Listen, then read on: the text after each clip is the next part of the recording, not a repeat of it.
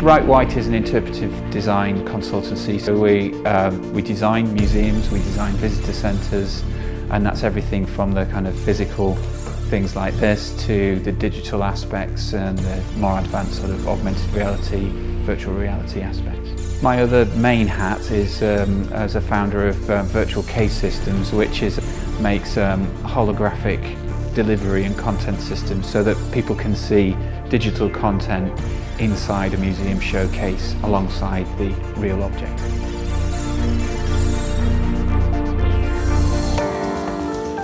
That idea of coming up with innovative solutions to problems wasn't necessarily around in the earlier days of my career. What happened was the more people that I got to speak to, the more specialists that I got to know through work and had to work with on projects, the more you kind of get to know how they think and take on a bit of their wisdom, and then really to create those innovative solutions. Really what you need are real world problems, and that's when our clients come in, because they tell us that they need to be able to do, they wish that they could do this, they wish that they could do that, and of course somewhere in your brain all these things kind of get connected together and you think, actually I know how to solve that.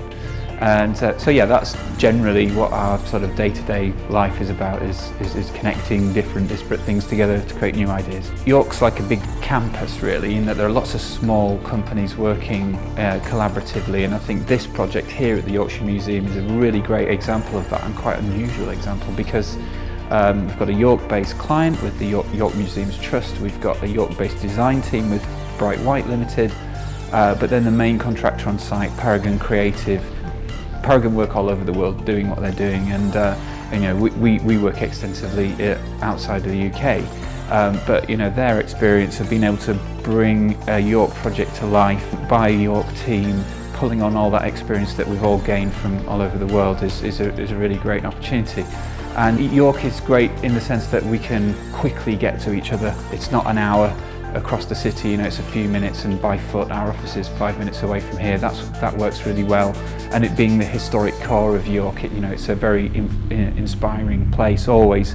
And in terms of York and its history with interpretive design, I believe that's absolutely true, because, don't quote me on the dates, but in the 30s Kirk created Kirkgate at what's now the Castle Museum, and that was the first immersive recreation of a Victorian street, taking reclaimed salvaged Victorian shop fronts, putting them in storage for years, but then pulling them all together and actually creating this authentic scene.